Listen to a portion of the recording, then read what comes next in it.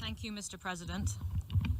The United Arab Emirates reiterates again our forceful condemnation of all violations of international humanitarian law committed in Ukraine. Civilians are bearing the brunt of this conflict, and this must end, and they must be spared, and parties must comply with their obligations under international law. Determining the facts on the ground is important for justice to be rendered to victims, but also in the longer term to allow communities to heal, to reconcile, and to build sustainable peace.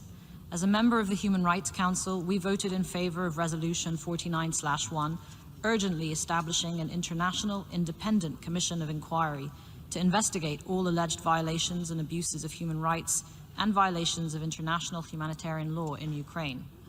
The members of the Commission were appointed on the 30th of March, and their investigations have only just begun.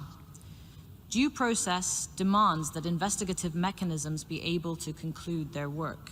Today, we decided to abstain on this resolution because we need to ensure that any decision we take in this General Assembly is based on due process in line with Resolution 60/251.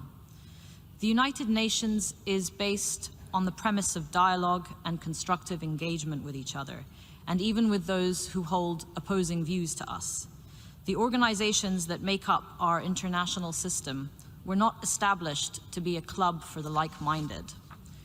We need to preserve spaces in the multilateral arena to talk to each other and not just at each other. And that idea is in the foundational DNA of this organization. Our collective strength lies in our inclusivity.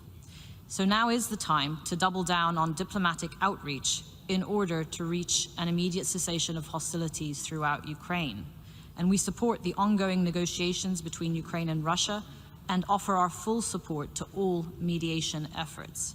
Now it is time to find a way through this conflict towards peace. Thank you, Mr. President.